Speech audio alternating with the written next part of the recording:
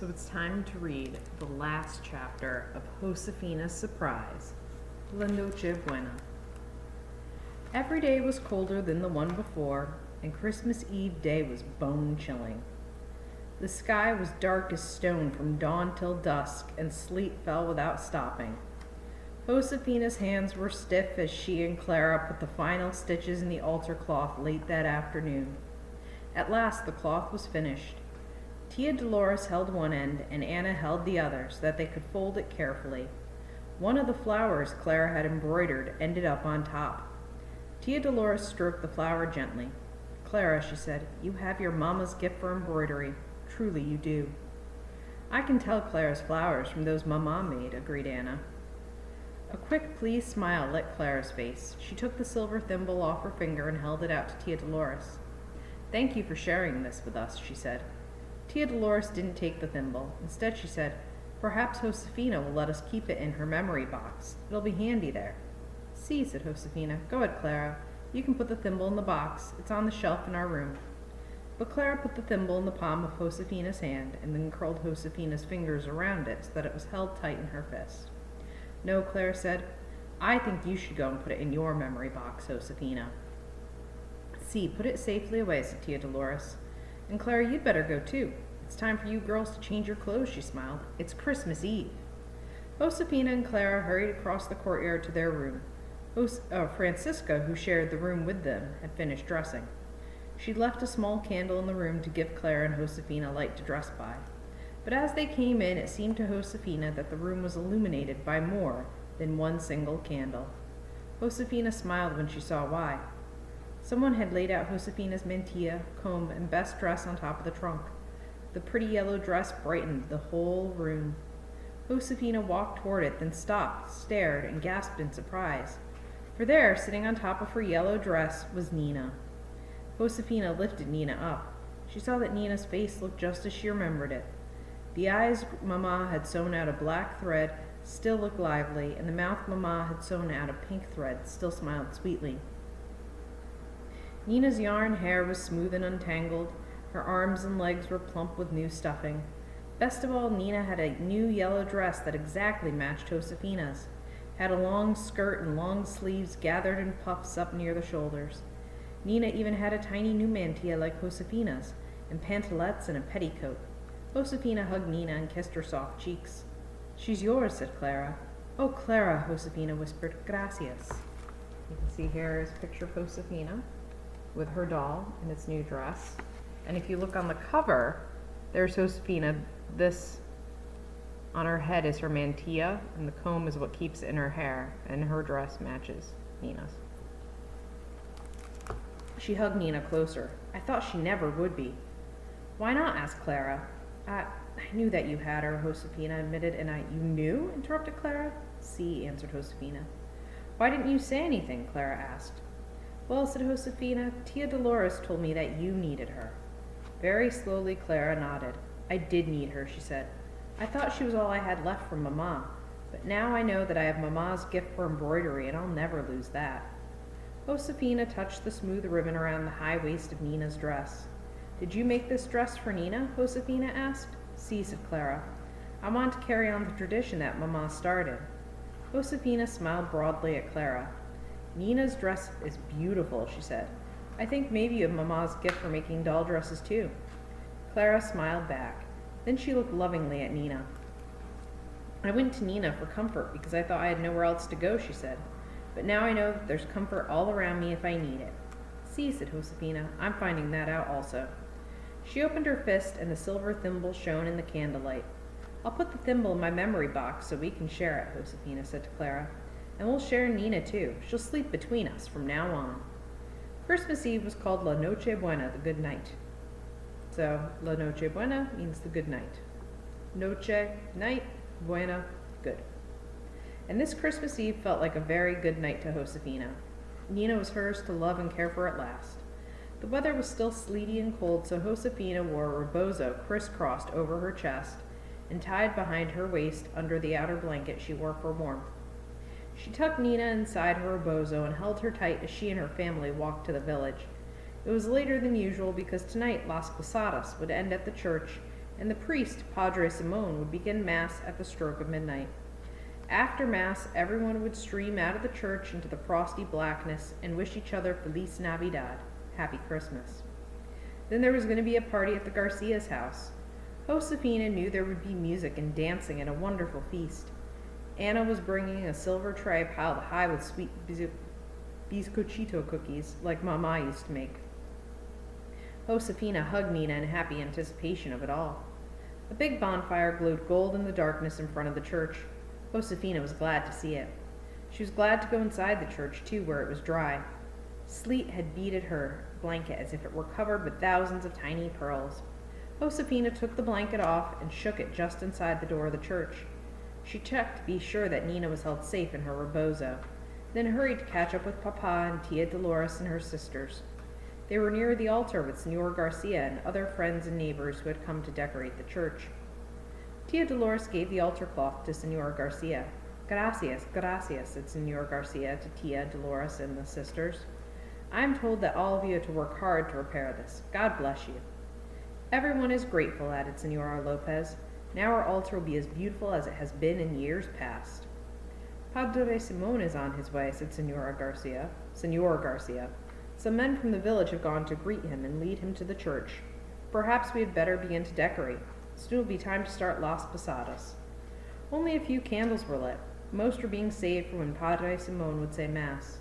The church was shadowy, and Josefina felt as if she and the others who quietly set about decorating were preparing a lovely surprise. Josefina helped Papa and Senor Lopez arrange pine branches around the little wooden stable that was part of the nativity scene.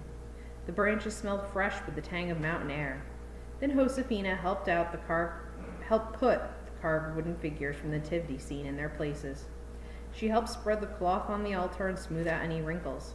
Anna and Francisca and a group of girls had just finished arranging the colorful ramilletes in an arch over the altar. When Senora Sanchez hurried into the church, she looked distressed. Pardon me, Senor Garcia, she said breathlessly. I'm afraid I have bad news. My daughter Margarita is ill. She must have caught a cold from being outside on these bitter nights. She is too ill to be Maria tonight. She can't stir from her bed. So the girl who was supposed to play Mary in the Christmas Eve pageant can't because she got sick from all the rehearsals which we saw were outside. Poor Margarita, said Senor Garcia. Everyone dropped what they were doing and gathered around Senora Sanchez and Senor Garcia. They shook their heads and murmured, Oh, the poor child, bless her soul. Josefina's heart beat fast. She asked herself a question and thought hard about the answer. Slipping one hand inside her rebozo so that it was touching Nina, Josefina used the other hand to tug gently on Senor Garcia's sleeve. Senor Garcia turned to her. Josefina's voice was small but steady as she looked up at him and said, Please, Senor Garcia, may I be Maria? Everyone looked at Josefina as she went on. I'd like to pray that this will be a happy Christmas for us and for my mama in heaven. Senor Garcia's thin old face was solemn. Slowly he nodded. See, my child, he said to Josefina, you may be Maria. Josefina turned to Papa. Will you be Jose? She asked him. I will, said Papa gravely. He didn't smile, but he looked at Josefina with pride and love. Tia Dolores did too. When it was time, Josefina handed Nina to Clara for safekeeping. Please hold her for me, Josefina said. Keep her warm. Clara took the doll. I will, she promised. They all went outside. The wind was blowing hard, driving the sleet that stung Josefina's face. Papa lifted Josefina up onto the burro's back. She knew Senor Sanchez's burro was gentle, but still, she felt very high off the ground. Josefina was glad Papa would be walking at her side, leading the burro. She took the reins and held on tight. A gust of wind made the skirt of her dress flutter. Papa was wearing an extra blanket over his sarape. He took it off now and said, You'd better wear this over your own blanket. It'll keep you warm. Gracias, said Josefina as Papa wrapped her in the blanket. It covered her from head to foot. As the villagers gathered to begin the procession, many people stopped to speak to Papa and Josefina. Gently, they touched Papa's shoulder or Josefina's foot or the end of the blanket Papa had wrapped around her. May God grant you a good and long life, they said. Josefina tried to sit as straight as she could on the burro's back. Then with a slow clop-clop of the burro's hooves on the frozen ground, they moved to the first house. Papa knocked on the door and they all sang. In heaven's name we ask for shelter. The people inside sang back, This is not an inn, be on your way. Josefina's voice was unsteady at first. She felt nervous and stiff because she was self-conscious. But as they had on every other night, the lovely music and words soon made Josefina forget all about herself and her shyness. After a while, Josefina was singing the Las Posadas songs in a voice that was full of all the hope and happiness of Christmas. Papa led the burro from house to house. At each house, he and Josefina and everyone with them sang, asking for shelter. And at each house, the people inside sang back, telling them to go away. And then everyone inside the house came out to join the group behind Papa. After the last house, Papa turned back to the church.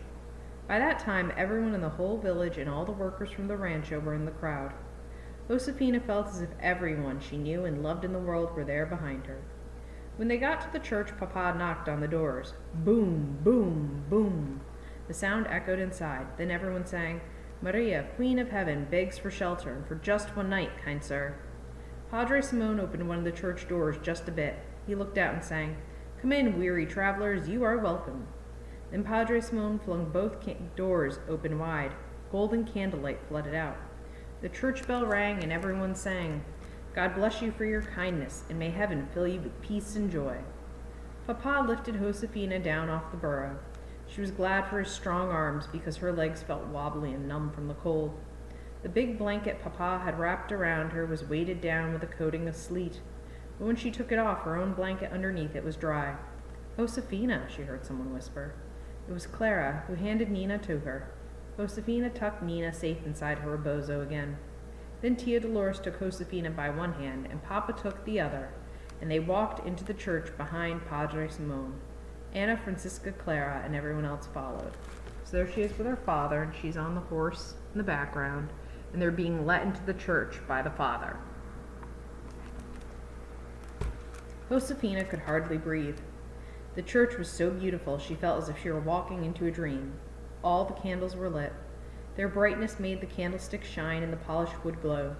The candles cast a warm light on the nativity scene in its nest of pine branches and on the delicate ramilletes arched gracefully above the altar. But to Josefina, the most beautiful thing by far was Mama's altar cloth.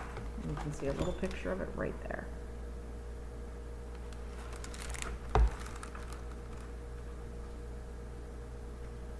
Perhaps it was because she knew and loved every stitch of it after working on it for so long with Tia Dolores and her sisters. In the wavering candlelight, the soft flowing leaves and flowers seemed to be floating in a gentle breeze, and the colors were rich and true. Josefina looked at the newly embroidered flowers with pride. Mama would be pleased, she thought. By now the church was full of people, and Padre Simon began the Mass. When it was time for her to sing the beginning of the lullaby, Josefina stood up, closed her eyes, and sang, "Sleep, my beautiful baby, sleep, my grain of gold." Her voice was the only sound in the church, like a bird singing all alone on a mountaintop. Then Josefina opened her eyes and everyone sang with her. "The night is very cold, the night is very cold."